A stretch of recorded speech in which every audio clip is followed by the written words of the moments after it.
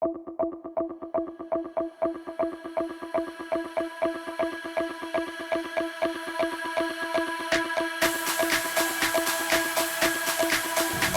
ಮಿತ್ರರಿಗೆ ಅಷ್ಟೇ ಅಲ್ಲ, ನ್ಯಾಯಾಂಗದವರಿಗೆ ಅಷ್ಟೇ ಅಲ್ಲ, ಜನಸಾಮಾನ್ಯರು ಕೂಡ ಗೂಗಲಲ್ಲಿ AI ಕೂಡ ತಾವು ತುಂಬ ಪ್ರಖ್ಯಾತರಾಗಿದ್ದೀರಿ. ಆ ಥರ ಹೆಸರು ಕೊಡೋದ್ರಿಂದ ನನ್ನ ಜವಾಬ್ದಾರಿ ಇನ್ನೂ ಜಾಸ್ತಿ ಸಮಾಜಕ್ಕೆ ಮಾಡಬೇಕು ಅಂತ ನನಗೆ ಜವಾಬ್ದಾರಿ ಜಾಸ್ತಿ ಆಗಿದೆ ಅಂತ ನನಗೆ ಭಯ ಆಗಿದೆ. ಆ ಹೆಸರಿಗಾದ್ರೂ ಗೌರವ ತರಬೇಕಲ್ಲ ನಾವು ಅಂತ. ತಾವು ನಮ್ಮ ಕರ್ನಾಟಕದಲ್ಲಿ ಅಷ್ಟೇ ಅಲ್ಲ, ಇಡೀ ದೇಶದಲ್ಲಿ ತುಂಬಾ ಫೇಮಸ್ ಆಗಿದ್ದೀರಿ. ನಿಮ್ಮ ಧ್ವನಿಗೆ, ನಿಮ್ಮ ಜೋರಿನ ಮಾತಿಗೆ, ಅಂದ್ರೆ ನಿಮ್ಮ ಶರೀರ ಹಾಗೂ ಶಾರೀರ ಬಹಳ ಜನ ಹೆದರ್ತಾರೆ. ನಿಮಗೆ ಟೈಗರ್, ಸಿಂಗಂ ಅಂತೆಲ್ಲ ಹೆಸರುಗಳಿಂದ ಕರೀತಾರೆ. ಇದಕ್ಕೆ ನಿಮ್ಗೆ ಏನು ಅನ್ಸುತ್ತೆ ಸರ್? ಅವರು ಪ್ರೀತಿಯಿಂದ ಕೇಳ್ಬೋದು, ನಿಜವಾಗ ಟೈಗರ್ ಅದನ್ನ ಇಲ್ಲಿರಂಗಿಲ್ಲ, ಕಾಡು ಕಳಿಸ್ಬೇಕು. ನಿಮ್ಮ ಮೇಲೆ ತಂದೆ ತಾಯಿ ಬಿಟ್ಟು ಇನ್ನೂ ಪ್ರಭಾವ ಬೀರದ ಯಾರು ವ್ಯಕ್ತಿಗಳಿದ್ದಾರೆ? ಸ್ವಾಮಿ ವಿವೇಕಾನಂದ, ಬಾಬಾ ಅಂಬೇಡ್ಕರ್. ಸರ್, ನೀವು ವಕಾಲತನ್ನು ಪ್ರಾರಂಭ ಮಾಡಿದ ಮೇಲೆ ಸರ್ಕಾರಿ ವಕೀಲರಾಗಿ, ಅಂದರೆ ಹೈಕೋರ್ಟ್ ಜಡ್ಜ್ ಆಗಿ, ಈ 3 ಹಂತಗಳಲ್ಲಿ ನಮ್ಮ ಭಾರತದ ನ್ಯಾಯ ವ್ಯವಸ್ಥೆಯನ್ನು ನೋಡಿದ್ದೀರಿ. ಆ ಸಾಮ್ಯತೆ ಬಗ್ಗೆ ಮತ್ತು ವ್ಯತ್ಯಾಸಗಳ ಬಗ್ಗೆ ಏನು ಅನಿಸುತ್ತೆ? ಅದಾದ ಮೇಲೆ ಜಡ್ಜ್ ಆದಮೇಲೆ ಈ 2 ಬಿಟ್ಟು 3ನೇ ಹಂತಕ್ಕೆ ಭಗವಂತ ಶಕ್ತಿ ಕೊಟ್ಟಾಗ ಅಲ್ಲಿ ಕೂತ್ಕೊಂಡಾಗ ನಾನು ಏನೂ ಕಾಣ್ತಾ ಇಲ್ಲ. 8 ಮಕ್ಕಳು ಬಂದರು, ಒಂದೇ ಜಾತಿ ಮತ ಏನು ಕಾಣ್ತಾ ಇಲ್ಲ. ನಾನು ಕಾನ್ಸಿಯಸ್ ಆಗಿ ನನಗೆ ಏನು ಮನಸ್ಸು ಹೇಳುತ್ತೋ ಅದನ್ನೇ ಮಾಡ್ತಾ ಇದ್ದೇನೆ. ನಾವು ಬಂದಿದ್ದೀವಿ, ಒಂದು ಮಾರ್ಕ್ ಮಾಡಿಬಿಟ್ಟು ಹೋಗ್ಬೇಕು, ಸಮಾಜಕ್ಕೆ ಏನಾದರೂ ಒಂದು ನಮ್ಮದು ಹೆಜ್ಜೆ ಇಟ್ಬಿಟ್ಟು ಹೋಗ್ಬೇಕು.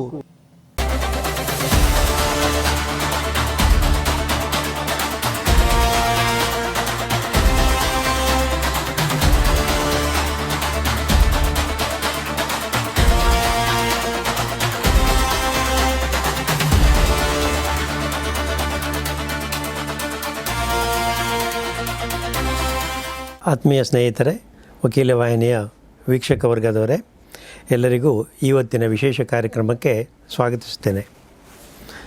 ಸ್ನೇಹಿತರೆ, ಇವತ್ತು ಅತ್ಯಂತ ಜನಪ್ರಿಯ ನ್ಯಾಯಮೂರ್ತಿ ಜಸ್ಟಿಸ್ ಬಿ ವೀರಪ್ಪ ಸಾಹೇಬರು, ಕರ್ನಾಟಕದ ಉಪಲೋಕಾಯುಕ್ತರು, ನಮ್ಮ ವಕೀಲ ವಾಹಿನಿ ಸ್ಟುಡಿಯೋಕ್ಕೆ ಬಂದಿದ್ದಾರೆ. ಅವರನ್ನು ನಾನು ನಿಮ್ಮೆಲ್ಲರ ಪರವಾಗಿ ಹೃತ್ಪೂರ್ವಕವಾಗಿ ಸ್ವಾಗತಿಸ್ತೇನೆ. ನಮಸ್ತೆ ಸರ್.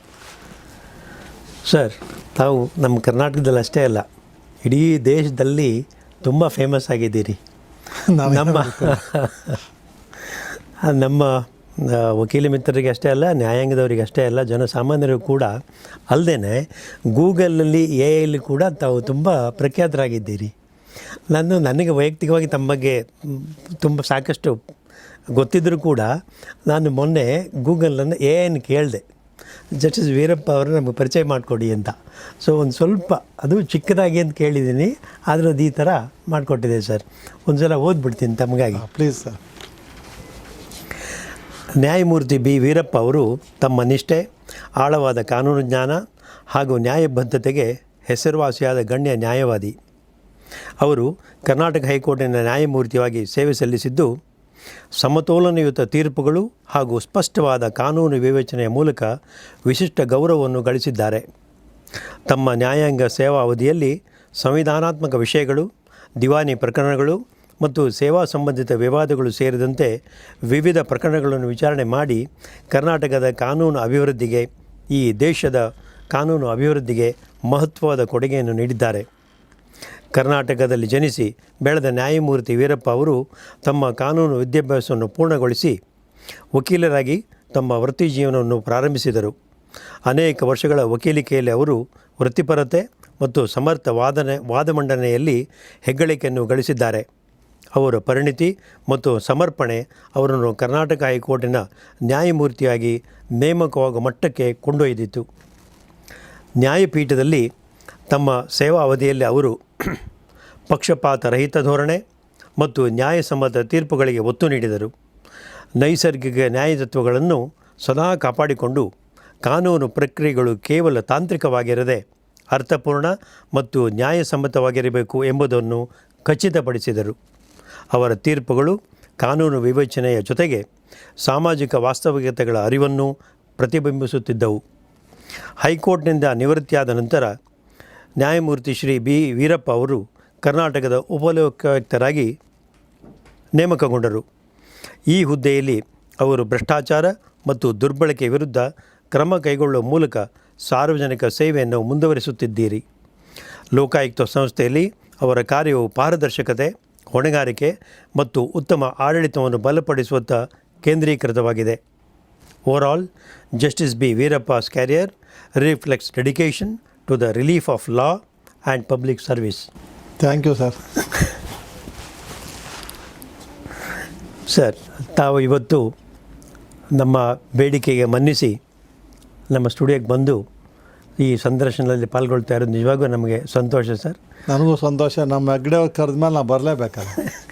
ನಮ್ಮ ಲಕ್ಷಾಂತರ ವೀಕ್ಷಕರಿಗೂ ಕೂಡ ತುಂಬ ಸಂತೋಷ ಆಗಿದೆ ಅನ್ನೋ ಒಂದು ನಂಬಿಕೆ ನನಗೆ. ಸರ್, ನಿಮ್ಮನ್ನು ಹಲವರು ಕಾಮನ್ ಮ್ಯಾನ್ ಜಡ್ಜ್ ಅಂತ ಕರೀತಾರೆ. ಈ ಪದವಿಗಿಂತ ದೊಡ್ಡ ರಿಕಗ್ನಿಷನ್ನು ಒಬ್ಬ ಜಡ್ಜ್ ಆದವರಿಗೆ ಇನ್ನೇನಿರೋಕ್ಕೆ ಸಾಧ್ಯ ಸರ್? ಅಲ್ಲ, ಅವರವರು ಜನ ಕರೆದಿದ್ದಾರೆ ಕಾಮನ್ ಮ್ಯಾನ್ ಜಡ್ಜ್ ಅಂತ. ನಾವು ಮಾಡೋ ಏನು ಕಾರ್ಯ ಇದೆಯೋ ಅದು ಕಾಮನ್ ಮ್ಯಾನ್ ತಲುಪೋ ಒಂದು ಇದರಲ್ಲಿ ನಾನು ಹಠ ಹಿಡ್ದು ಆ ಮನುಷ್ಯನ ತಲುಪೋ ಕಟ್ಟ ಕಡೆ ವ್ಯಕ್ತಿಗೆ ನ್ಯಾಯ ದೊರಕಬೇಕು ಅನ್ನೋದನ್ನು ಮಾಡಿದೆ. ಅದು ನನಗೆ ಗೊತ್ತಿಲ್ಲ, ಎಷ್ಟು ಮಾತ್ರ ಅದಕ್ಕೆ ನಾನು ಅರ್ಹನೋ ಗೊತ್ತಿಲ್ಲ, ನನಗೆ ಗೊತ್ತಿಲ್ಲ. ಅವ್ರು ಯಾರು ಹೇಳಿದ್ದಾರೆ.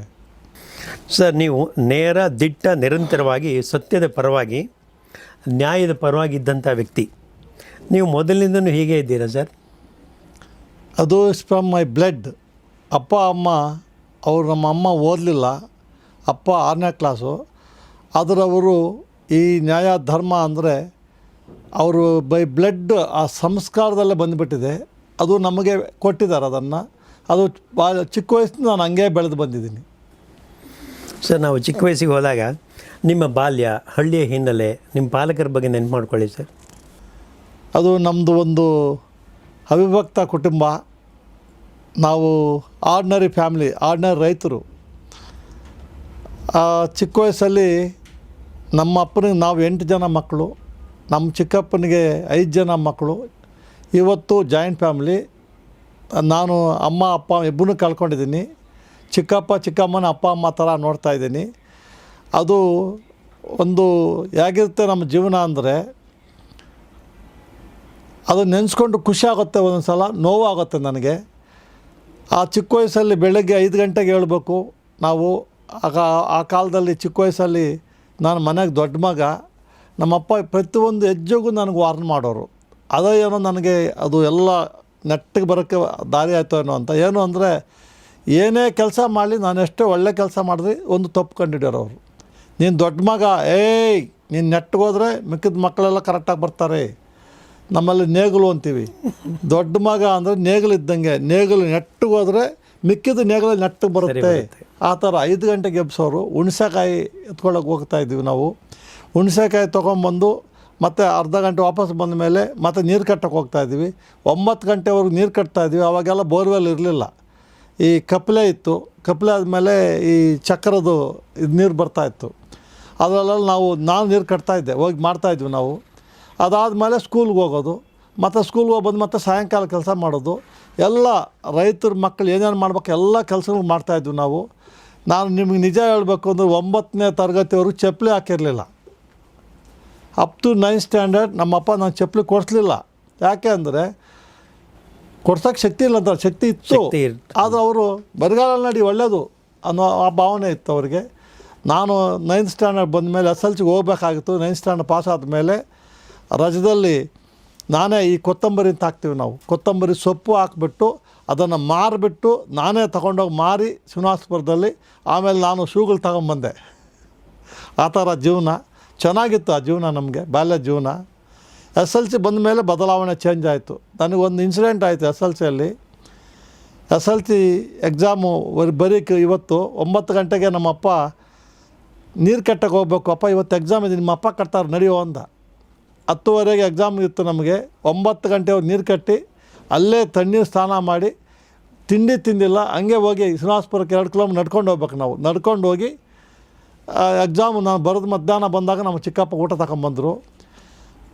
ಆಮೇಲೆ ರಿಸಲ್ಟ್ ಬಂದಾಗ ನಮ್ಮೂರಲ್ಲಿ ಯಾರು SLC ಫಸ್ಟ್ ಟೈಮ್ ಪಾಸ್ ಆಗಿರಲಿಲ್ಲ. ಫಸ್ಟ್ ಟೈಮ್ ಯಾರೂ ಆಗಿರಲಿಲ್ಲ. ನಮ್ಮ ಮಾವ ಒಬ್ಬರು ಬಿಫೋರ್ ಇಂಡಿಪೆಂಡೆನ್ಸು ಅವರು ಡಿಗ್ರಿ ಮಾಡ್ಕೊಂಡಿದ್ರು. ಪಾಸಾಗಿ ಫೈಲಾಗಿ ಡಿಗ್ರಿ ಮಾಡ್ಕೊಂಡಿದ್ರು. ಅವರು ಯಾವಾಗಲೂ ನನಗೆ ರೇಗಿಸೋದು ಅಂದರೆ, ನಿಮ್ಮಮ್ಮ ಓದಿಲ್ಲ, ನಿಮ್ಮ ಅಪ್ಪ 6ನೇ ಕ್ಲಾಸು ಅಂತ. ಅವರು ಯಾವಾಗಲೂ ಅದನ್ನು ಹೇಳಿ ನನಗೆಲ್ಲೋ ಒಂದು ಕಡೆ ಟಾರ್ಚ್ ಅಂತಾರಲ್ಲ ಬಾಡಿ ಒಳಗಡೆ ಒಂಥರ ನನಗೆ ಬೆಂಕಿ ಸ್ಟಾರ್ಟ್ ಆಯಿತು. ನಾವು ಯಾಕೆ ಓದಬಾರ್ದು ಅನ್ನೋ ಒಂದು ಭಾವನೆ ಸ್ಟಾರ್ಟ್ ಆಯಿತು. ನಾನು ಓದ್ತಾ ಇದ್ದೆ. ಚಾಲೆಂಜ್ ಇತ್ತು. ನಾನು first time S L C pass ಆಗಲೇಬೇಕು ಅಂತ. ಆದರೆ ಕೆಲಸಗಳು ಜಾಸ್ತಿ ನನಗೆ. ನಮ್ಮಪ್ಪ ಓದೋಕ್ಕೆ ಬಿಡ್ತಾಯಿರಲಿಲ್ಲ. ಯಾವಾಗಲೂ ಕೆಲಸ ದೊಡ್ಡ ಮಗ, ಅವ್ರಿಗೆ ಇಂಪಾರ್ಟೆಂಟು ಕೆಲಸಕ್ಕೆ ಹಾಕಿ ಮದುವೆ ಮಾಡಿ ಜಮೀನು ನೋಡ್ಕೊಳ್ಳಿ ಅಂತ.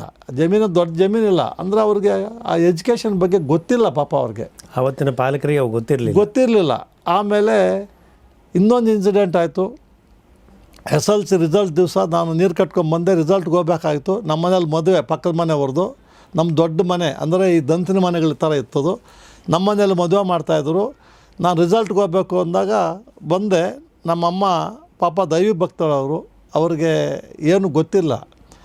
ಈ ತಂಬೂರಿ ಎತ್ಕೊಂಬಂದು ಒಬ್ಬನು, ನಿನ್ನ ಮಗ ಪಾಸ್ ಆಗಲ್ಲ. ಅವತ್ತು ರಿಸಲ್ಟ್ ಇದೆ, ಅವ್ನಿಗೆ ಗೊತ್ತಿಲ್ಲ, ನಮ್ಮ ಅಮ್ಮನಿಗೆ ಗೊತ್ತಿಲ್ಲ, ರಿಸಲ್ಟ್ ಇದೆ. ನಮ್ಮಮ್ಮ ಕಣ್ಣಲ್ಲಿ ನೀರು ಹಾಕ್ಕೊಂಡು ನಮ್ಮಲ್ಲಿ ಅಕ್ಕಿ ರಾಗಿ ಅಂತ ಒಂದು ಈ ಥರ ಮರುಮಲ್ ಕೊಡ್ತಾರೆ. 2 ಸಲ ಅವರು ಅಕ್ಕಿ ರಾಗಿ ಕೊಟ್ಟರು ಅವ್ನಿಗೆ ಸಮಾಧಾನ ಇಲ್ಲ.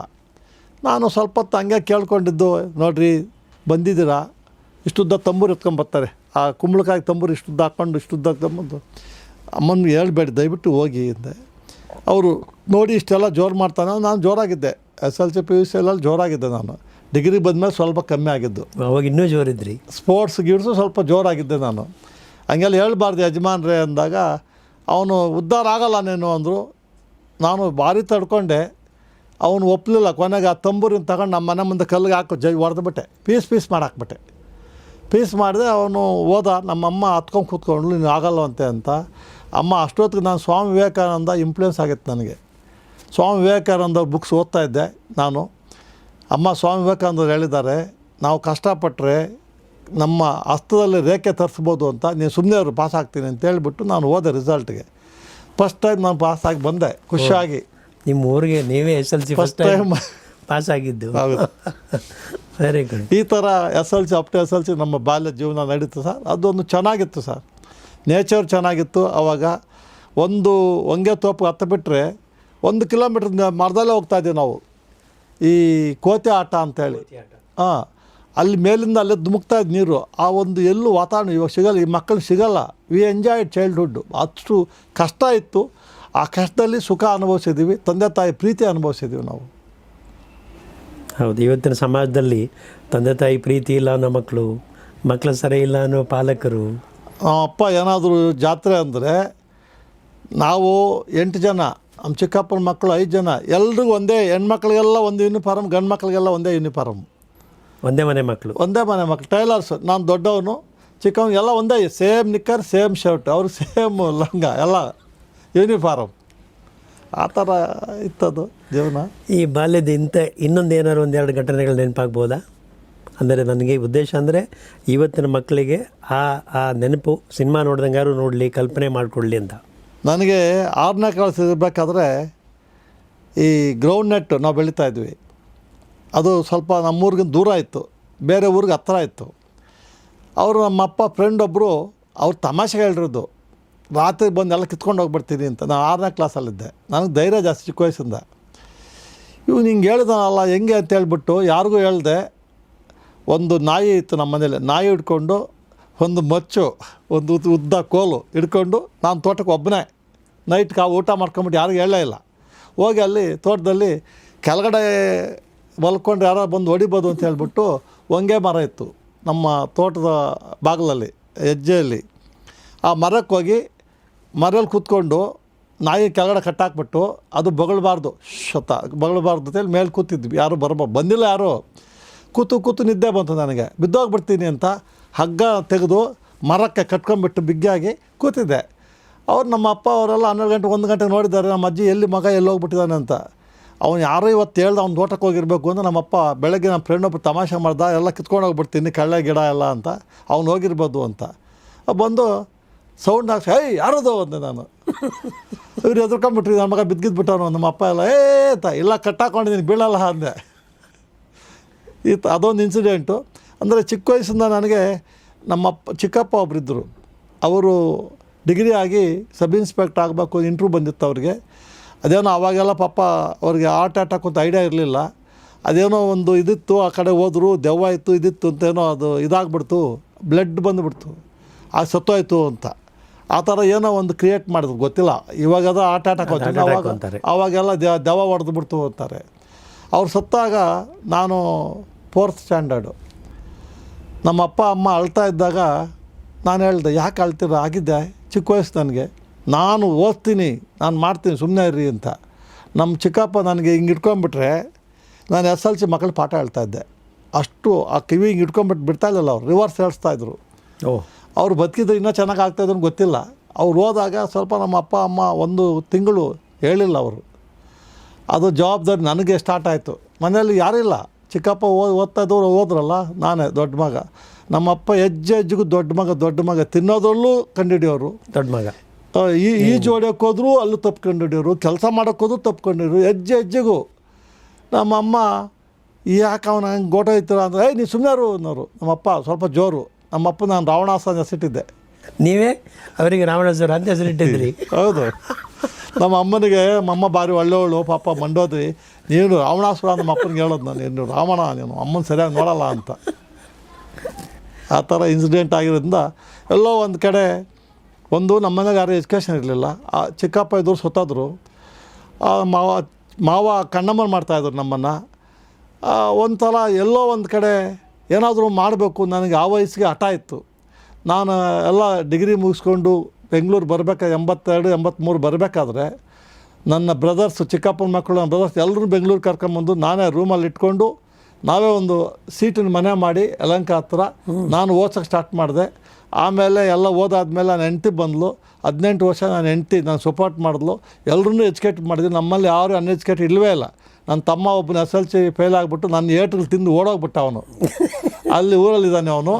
ಮಿಕ್ಕಿದ ಒಬ್ಬನ ಸೈಂಟಿಸ್ಟ್ ಆಗಿದ್ದಾನೆ, ಒಬ್ಬನ ಲಾಯರ್ ಆಗಿದ್ದಾನೆ, ಇನ್ನೊಬ್ಬನ ಇಂಡಸ್ಟ್ರಿಯಲಿಸ್ಟ್ ಆಗಿದ್ದಾನೆ, ಇನ್ನೊಬ್ಬನ ಫಾರ್ಮಸಿಸ್ಟ್ ಆಗಿದ್ದಾನೆ. ಎಲ್ಲರೂ ಎಜುಕೇಟೆಡ್ ಆಗಿದ್ದಾರೆ.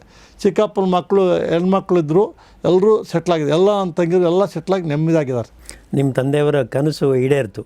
ಯಾಕಂದ್ರೆ ಅವ್ರು ಬಾಯ್ಬಿಟ್ಟು ಹೇಳಿದ್ರು ಕೂಡ ದೊಡ್ಡ ಮಗ ಸರಿಯಾಗಿ ಮುಂದೆ ಹೋದರೆ ಇಡೀ ಸಂಸಾರ ಎಲ್ಲರೂ ಒಳ್ಳೇದಾಗತ್ತೆ ಅನ್ನೋದು. ಹೌದು. ಅವ್ರು ಭಾರಿ ಸ್ಟ್ರಿಕ್ಟ್ ಇದ್ದರು. ಅವರು ಏನಾದರೂ ಪಂಚಾಯತಿ ಮಾಡಬೇಕು ಅಂದ್ರೆ 5-6 ಹಳ್ಳಿಯವ್ರು ಬರೋರು ಅವ್ರಿಗೆ. ಅವರು ಹಿಂದೂ ಮುಂದೆ ನೋಡ್ತಾ ಇದ್ದಿಲ್ಲ. ಅದೆಲ್ಲ ನಾವು ನೋಡ್ತಾ ಇದ್ವಿ. ಅದೇ ಏನೋ ನಮ್ಮ ಇದರಲ್ಲಿ ಬಂತ ಏನೋ ಗೊತ್ತಿಲ್ಲ. ಕರೆಕ್ಟ್. ಸಬ್ಕಾನ್ಷಿಯಸ್ ಅಬ್ಸರ್ವೇಷನ್ನು. ಈಗ ನೀವು ಜೋರಿದ್ದೀರಿ ಅಂತಂದರೆ ನಿಮ್ಮ ತಂದೆಯ ಮುಂದುವರೆದ ರೂಪ ಅದು. ಹೌದು. ನಿಮ್ಮ ಪ್ರಕಾರ ಸಾಫ್ಟು. ನಿಮ್ಮ ಮೇಲೆ ತಂದೆ ತಾಯಿ ಬಿಟ್ಟು ಇನ್ನೂ ಪ್ರಭಾವ ಬೀರದ ಯಾರು ವ್ಯಕ್ತಿಗಳಿದ್ದಾರಾ? ದ ಇನ್ಫ್ಲೂಯೆನ್ಸ್ ಮಾಡೆಲ್ ಥರ. ನನಗೆ ಅಪ್ಪ ಅಮ್ಮ ಮೊದಲಿಗೆ, ಎರಡನೇದಾಗಿ ಸ್ವಾಮಿ ವಿವೇಕಾನಂದ, ಬಾಬಾ ಅಂಬೇಡ್ಕರ್, ಅವರಿಬ್ಬರು ಇನ್ಫ್ಲೂಯೆನ್ಸ್ ಆಗಿದ್ದಾರೆ ನನ್ನ ಜೀವನದಲ್ಲಿ. ಅವ್ರ ಬುಕ್ಸ್ ಜಾಸ್ತಿ ಓದಿದ್ದೀನಿ ನಾನು. ಸರ್, ನೀವು ವಕಾಲತನ್ನು ಪ್ರಾರಂಭ ಮಾಡಿದ ಮೇಲೆ ಸರ್ಕಾರಿ ವಕೀಲರಾಗಿ, ಅಂದರೆ ಹೈಕೋರ್ಟ್ ಜಡ್ಜ್ ಆಗಿ, ಈ 3 ಹಂತಗಳಲ್ಲಿ ನಮ್ಮ ಭಾರತದ ನ್ಯಾಯ ವ್ಯವಸ್ಥೆಯನ್ನು ನೋಡಿದ್ದೀರಿ.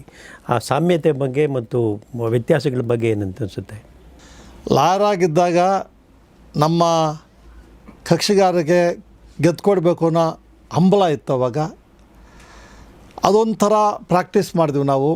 ಅದು ನಮ್ಮ ಇದು ಗೆಲ್ಲಬೇಕು, ನಮ್ಮ ಕ್ಲೈಂಟ್ಗೆ ಅನುಕೂಲ ಕೊಡಬೇಕು ಅಂತ. ನಾನು ಸರ್ಕಾರಿ ವಕೀಲರಾದಾಗ ಯಾವುದೇ ಕಾರಣಕ್ಕೆ ಸರ್ಕಾರ ಕೇಸು ಕಳೆಯೋಂಗಿಲ್ಲ. ಸರ್ಕಾರ ಪರವಾಗಿ ಗೆಲ್ಲಬೇಕು. ಯಾವುದೇ ಸೋಲು ಗೆಲ್ಲಂಗಿಲ್ಲ, ಅದು ಸೋತಂಗಿಲ್ಲ. ಜೊತೆಗೆ ಸರ್ಕಾರ ವಕೀಲ ಅಂದ ತಕ್ಷಣ ಗೌರ್ಮೆಂಟ್ ಮಾತ್ರ ವಕೀಲ ಅಲ್ಲ, ಎಂಟೈರ್ ಕರ್ನಾಟಕ ನಾನು ವಕೀಲ. ಆವಾಗ ಸರ್ಕಾರ ಸೋಲಬಾರ್ದು, ಜೊತೆಗೆ ಎದುರುಗಡೆಯವರು ಅನ್ಯಾಯ ಆಗಬಾರ್ದು. ಎಷ್ಟೋ ಕೇಸ್ಗಳಲ್ಲಿ ನಾನು ಸರ್ಕಾರ ಪರವಾಗಿದ್ದರೂ ಸಹ ಚೀಫ್ ಜಸ್ಟಿಸ್ಗೆ ಹೇಳಿದ್ದೀನಿ. ನಮ್ಮ ಜಸ್ಟಿಸ್ KR ಸಾಹೇಬ್ರಿದ್ದಾಗ, ಇದು order wrong, tahsildar AC DC ಮಾಡಿದ್ದು wrong, including learned single judge committed wrong ಅಂತ ಹೇಳಿದ್ದೇನೆ. ಅದಕ್ಕೆ ಅವರು ನನಗೆ whether are appealing for the government or against the government ಅಂತ ಕೇಳಿದ್ರು ನಮ್ಮ KR ಸಾಹೇಬ್ರು ನನಗೆ. ನಾನು appealing for the government, I should ensure being a government advocate justice to done all ಅಂತ ಭಾವನೆ ಇತ್ತು. ಅದಾದ ಮೇಲೆ ಜಡ್ಜ್ ಆದಮೇಲೆ ಈ 2 ಬಿಟ್ಟು 3ನೇ ಹಂತಕ್ಕೆ ಭಗವಂತ ಶಕ್ತಿ ಕೊಟ್ಟಾಗ ಅಲ್ಲಿ ಕೂತ್ಕೊಂಡಾಗ ನಾನು ಏನೂ ಕಾಣ್ತಾ ಇಲ್ಲ. ಹೆಂಡತಿ ಮಕ್ಕಳು ಬಂದರು, ಒಂದೇ ಜಾತಿ ಮತ ಏನೂ ಕಾಡ್ತಾ ಇಲ್ಲ.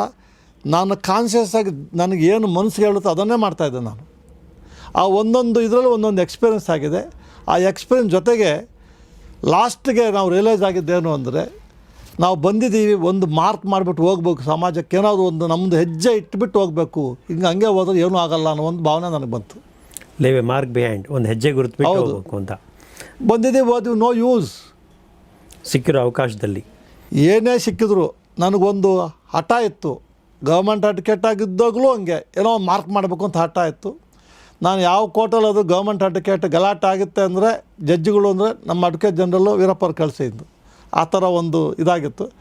ಈ ಅಡ್ವೊಕಸಿಯಲ್ಲಿ convince the judge or confuse the judge ಅಂತ ಒಂದು ಮಾತಿದೆಯಲ್ಲ ಸರ್.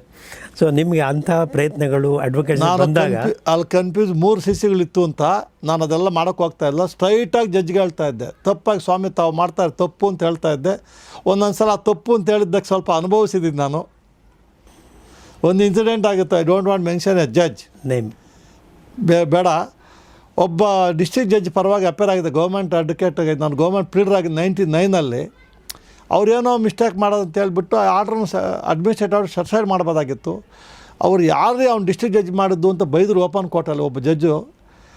ಆಮೇಲೆ ನಾನು ಸ್ವಲ್ಪ ಮಾತಾಡೋಕೆ ಇನ್ಯಾವನ್ರಿ ಗೌರ್ಮೆಂಟ್ ಪ್ಲೀಡರ್ ಮಾಡಿದ್ದು ಒಂದು I lost my cool.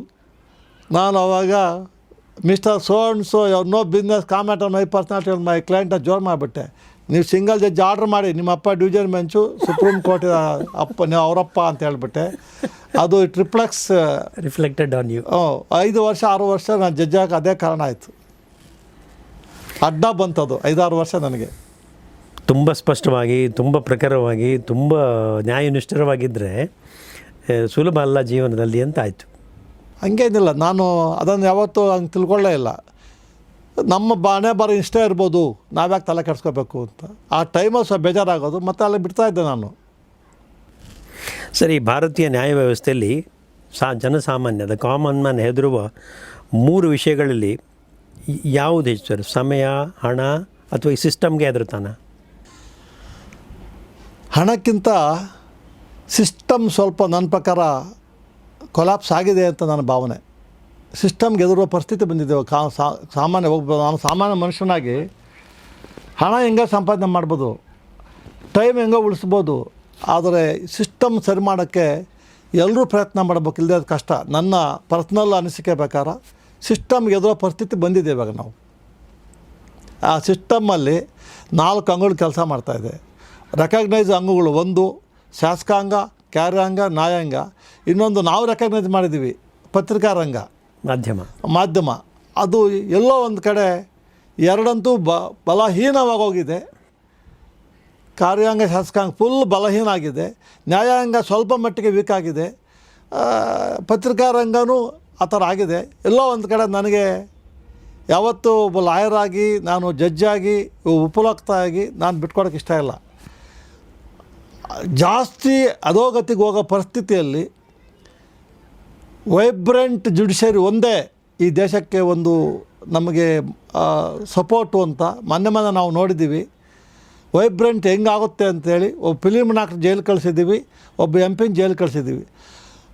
Week ಅಂದರೆ ಎಲ್ಲೋ ಒಂದೊಂದು ಕಡೆ ಆಗುತ್ತೆ, ಮತ್ತೆ ತಾನು ಎದ್ದು ಬರ್ಬೋದು ಅನ್ನೋ ಒಂದು ಸಮಾಜಕ್ಕೆ ತೋರಿಸೋದು ನ್ಯಾಯಾಂಗ ಒಂದೇ ಇಲ್ಲಿವರೆಗೂ. ಎಲ್ಲೋ ಒಂದು ಕಡೆ ಅಲ್ಲೆರಡೂ ಆಗುತ್ತಾ ಇಲ್ಲ. ನ್ಯಾಯಾಂಗ, ಪತ್ರಿಕಾರಂಗ ಮನಸ್ಸು ಮಾಡಿದ್ರೆ ಮತ್ತೆ ಎಲ್ಲ ನಾವು ರೀಕ್ಯಾಪ್ಚರ್ ಮಾಡ್ಬೋದು ಅಂತ ಒಂದು ಆಸೆ ನನಗೆ. ಈ ಪ್ರಜಾಪ್ರಭುತ್ವದಲ್ಲಿ ಏನು ಬಲಹೀನತೆಗಳಿವೆ ಅದನ್ನು ಸುಧಾರಿಸೋದಕ್ಕೆ ಪತ್ರಿಕಾರಂಗ ಮತ್ತು ನ್ಯಾಯಾಂಗ ಸ್ಟ್ರಾಂಗ್ ಆದರೆ ಬಲಿಷ್ಠ. ಇಲ್ಲಿವರೆಗೂ ನಮ್ಗೆ ಇಂಡಿಪೆಂಡೆನ್ಸ್ ಇದೆ, ಅಲ್ಲಲ್ಲಿ ಕೇಳುತ್ತೆ ಇಂಟರ್ಫಿರೆನ್ಸ್ ಆಗಿದೆ ಅದು ಇದು ಅಂತ. ಅದು ನನಗಂತೂ ಬಂದಿಲ್ಲ. ನಾನು ಗೌರ್ಮೆಂಟ್ ಅಡ್ವೊಕೇಟಾಗಿ ಒಂದೇ ಒಂದು ಸಲ ಇನ್ಫ್ಲೂಯೆನ್ಸ್ ಮಾಡಿದ್ರು. ನಾನು ಆಗಲ್ಲ ಅಂತ ಹೇಳ್ದೆ ಅವ್ರಿಗೆ. ಆಗಿನ ಅಡ್ವೊಕೇಟ್ ಜನರಲ್ ನನಗೆ ಸಪೋರ್ಟ್ ಮಾಡಿದ್ರು. ನಾನು ತೆಗಿತೀವಿ, ಇದು ತೆಗಿಯೋಕ್ಕಾಗಲಿಲ್ಲ ಅವರು. ಆ ಥರ ಒಂದಾಗಿತ್ತು. ಜಡ್ಜ್ ಆದಮೇಲೆ ಯಾರು ಇನ್ಫ್ಲೂಯೆನ್ಸ್ ಮಾಡೋಕ್ಕೆ ಧೈರ್ಯ ಮಾಡಲಿಲ್ಲ.